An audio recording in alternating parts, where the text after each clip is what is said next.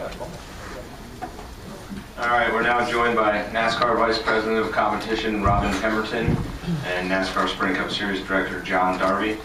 Robin, tell us, how'd your day go? So far, the development of the car, we've heard positive things from all the drivers today. It was a pretty smooth day. I think, you know, there's as many single car runs was going on out there. It was, you know, more important for the teams to just get time. But, you know, actually really looking forward to getting some drafting practice in tomorrow afternoon. But, you know, today was relatively uneventful. I think that we anticipated the speeds to be a little as good as they were. You know, probably a little bit quicker than what we were the first practice down here last year on the test, and you know, everything looks like it's fine. From your perspective, John, how was your day? It's about as perfect as it gets. I think everybody gets lost, or when Robin said it's uneventful, it was uneventful because we weren't running around pulling our hair out all day. What gets lost in everything that's happened, and I'll be the first to remind everybody that without a doubt, the mechanics, the engineers, and everybody involved in NASCAR racing are probably the smartest and hardest working people in the world. When you look at the enormity of the project and taking boxes of parts and pieces and developing them, and basically putting 3 brand new models of race cars out on a racetrack, coming down to the first NASCAR official test of the new season, and put speeds up that are within 1/10 of a second of each other. It's an incredible effort, and it just shows. And I truly believe there's not another racing season in the world or series in the world that could accomplish what these guys did since we left Homestead. And yes, the car had been developed for over a year, or we've been working on it, but when the switch at Homestead gets shut off and the reality of getting ready for Daytona sets in, and everybody's got to go to work, they did, and the product that's here it's just incredible. I'm very, very pleased with every aspect of the car and every lap that was run today so far. All right, we'll open it up for questions. State your name and affiliation. Start with Stan, we'll go to Dwight, and Bob in the back. Stan Creekmore with RPMtonight.com. Robin, you have many years as a crew chief, and you've been through many different car changes in that position. He's really not that old. Yes, he is, because I'm getting old. What you see with this particular change, can you compare it to anything you went through in the past? And has this been a lot easier, a lot more difficult, in your opinion? It's, you know, times change, obviously. But I was here when we went from the big cars to the small cars back in the 80 to 81. And, you know, the thing that we have, the ability that we have today is because we have our R&D center, we have personnel that can take on projects and go off and develop things. The teams are very deep, and they can go off and develop things. They have a lot of resources. We all do. The manufacturers are engaged more now than they've ever been since I've been here. And, you know, this is like my 33rd or 34th year in the garage area. So when I look back at the day that we went from large cars to the smaller cars, we went to the dealerships and got cars and brought them into the parking lots of the shops and decided what car we were going to build. You know, a Chevy, a Buick, a Oldsmobile, a Dodge, Ford. That's how it was done. So, you know, times change in this particular reason for the better. And you know, there's a lot of work that went into it, to John's point. But we've been working on this car for probably 2 years or better. And we've been at the track on and off for well over a year in different stages and forms of configuration of the car. So we because of the depth of everybody throughout our entire industry, we are able to take these things and put a long lead time in them and develop a better product. I think this will show, in particular this Gen 6 car, with the amount of work that's gone into it, we will be able to deliver something with all-inclusive manufacturers, teams, and us, deliver something that's a better product for them to start with and compete with. Thank you. All right, we'll go to Dwight, Bob, then Nate. Dwight Drum, racecars.com. For Robin and John, if I could, as far as the hurdles that you thought you might have been looking at, you mentioned it's a 2-year project to get this, and then the hurdles that you actually did run into, what do you think, could you share with us what you thought was going to be tough or easy or whatever, and what wasn't? We only have 15 minutes to talk about this thing, but you know, I think, you know, it gets to be overwhelming if you sit back at first and you look at what we're trying to do, and we knew at the end result we needed some unique cars, and we wanted them to look, you know, be a representation of what the factory was selling. To look at that and take that project on and to be able to do this and to think that we haven't disadvantaged anyone and they all should be able to compete. Yeah, the aero signatures will be a little bit different from one to the other, but we feel like we achieved a goal of parity for the most part, and enough where the teams will be able to go off and compete. And I think to Jeff's point earlier, when Jeff was speaking about, he's been around long enough and seen, you know, at least 2, now the 3rd generation of cars since he started. You know, he has seen that, and he knows and understands that what our goals are, and our goals are to keep a good level playing field, and I think we've achieved that. John? I agree. Probably the number one concern, as it always is for us, is the competition balance. You know, the evolution of the automobile helped us greatly get to where we are today. In the 80s, and even when the Monte Carlo that came out that Jeff referenced, the cars that were on the street were uniquely different, much more different than what they are today. A lot of that allowed us to step away from a completely common car, because the auto manufacturers had already done a lot of that just in their production cars, because you know, they're every day on the street trying to win their own goals, and with the focus of fuel efficiency and more miles to the gallon, greener cars, all the rest of that helped dictate a lot of the shapes and sizes of the automobiles we see on the street today versus what we saw 20 years ago. You know, so there was a big piece of that was already in place that allowed us to step away from everything being exactly the same and giving the auto manufacturers back a tremendous amount of real estate to develop their own uniquenesses and their own parts and pieces and character lines and quarter panel shapes and hoods and everything else that you see today on the new race car. And that's good. But at the end of the day, any project that we take on like that, the race fans come into a huge concern for us, and one of the things that we couldn't stumble on was keeping the balance of competition equal. Right now, we're feeling pretty good about it. Go to Bob in the back. Bob Parker, Sporting News. Can you give us a definitive, you know, how many cars will get in through the duels and how many through speed and how many through provisionals for the 500? Yeah, the procedural change from last year, and that's obviously the elimination of the top 35, will put all of the jazz and spank back into the Thursday races, because the majority of the competitors will be racing in. In a total, there will be, let me walk it to you this way. The Sunday qualifying will traditionally still confirm and lock in the the 500.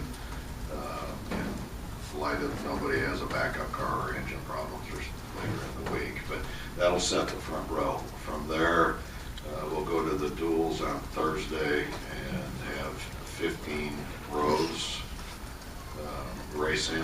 There's 15 positions out of each duel, so which will bring you to 16 rows or 32 cars. The next 4 will revert back to qualifying speeds from the previous Sunday, followed by 6 provisionals and a past champion. In the final spot on speed, if there's no past champion? If there is no past champion, it'll be an additional provisional for the ones. Thank you. Go to Nate.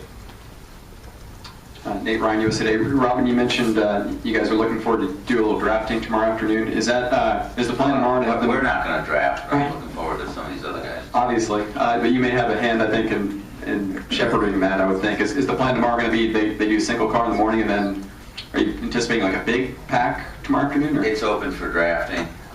You know, John will circle through the garage area and you know, try to encourage some of them. We think there's some organizations that would want to run with each other and like that. So, you know, the car inventory is a little bit low, a little thin. Some of these cars are actually cars that they may want to test at Charlotte next week.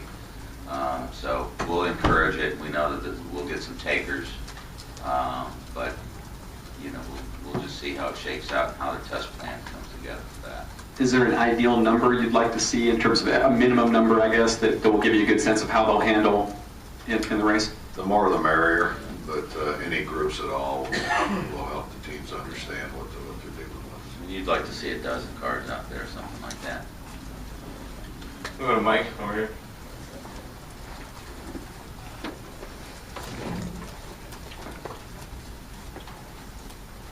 Mike Embry, Speed.com. Robin, the last few minutes today with the Toyotas drafting, what was your impression of that versus maybe what you guys might have expected from 4 or 5 cars together? It's just 3 cars. I don't think you can draw any kind of conclusion to anything because it'll be on how multiple cars catch another group of multiple cars and where the speeds go from there. I think that, you know, some of the things that we had tested over the last 6 or 8 months in getting this car where it's a little more aerodynamic than what we had here a year ago, the car has a tendency to want to run better by itself. And so it may minimize the push drafting. We did see some things that happened at Talladega that showed that it was a little bit more difficult for the lead car to actually back up where the car behind it hooks on. It's how you do the push drafting. And because with the small spoilers and the lower drag and the smaller springs, the lead car has a tendency to really want to drive off from the car behind it. So we did see some times that were 2 cars that were not hooked up, but were old school drafting, run down and pass a couple other cars that were actually just hooked up. So you know, things change and it remains to be seen what will become of this. But you know, everything that we've worked on and everything we've been seeing, we feel like we're in a pretty good place with it. We just need to, you know, we'd like to just see more cars like that right now. Any other questions? Yeah. David? You guys expect the plate size to hold a change at all going into Daytona, or are you satisfied with what you've seen so far? It's a little slow. It's probably premature to make the judgment. The teams obviously are testing, but the real cards get laid on the table in February. So we've got that whole week to adjust if we need to. The beauty of it is a plate change is very simple today with the fuel injections. So you plan to adjust later in the week, or? We won't adjust here at all. We'll look at when we came from here, and then when we come down for real, when the real bullets go in again, we'll look and see what we got. Go to Jim. I can tell you we're not very far off, David. If there was a change, it wouldn't be, you know, a drastic change. It would be one size, maybe.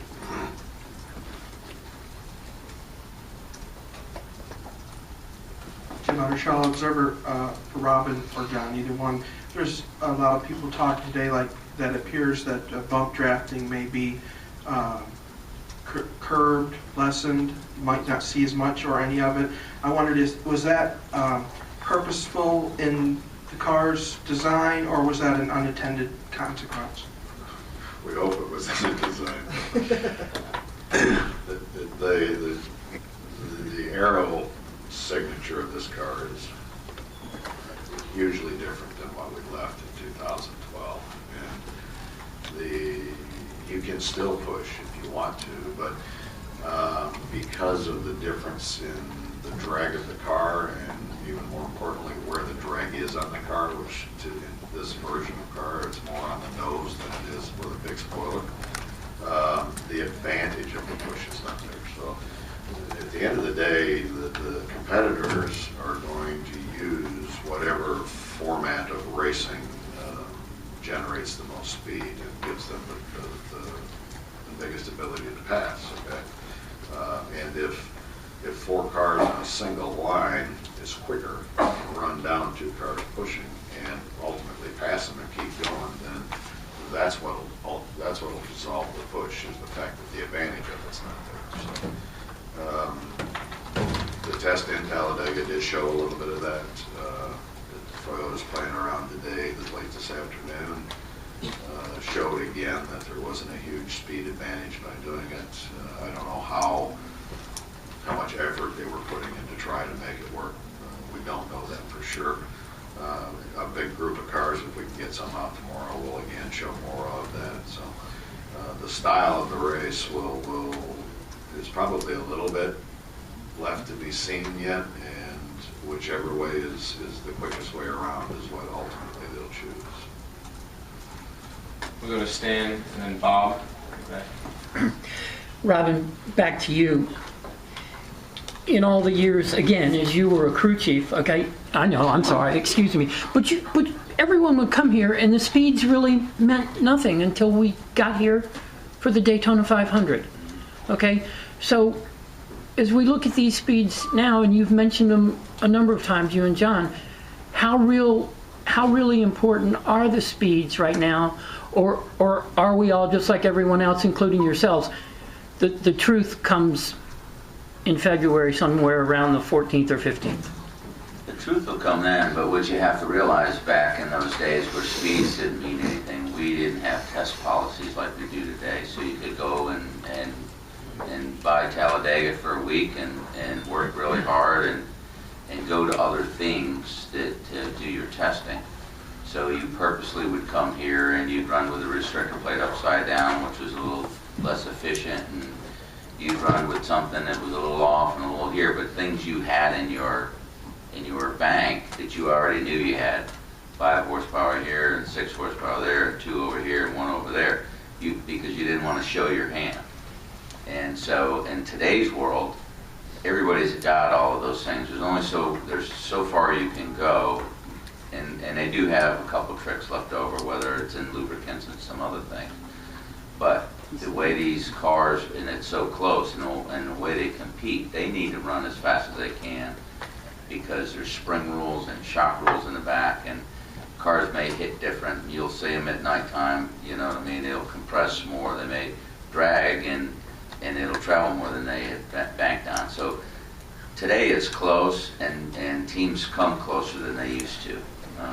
You know, and so guys, the sandbagging is still there to a degree, but it's nothing like it was 15 years ago, when you had a list of things that were the go-to things that you knew you could put in there. Okay.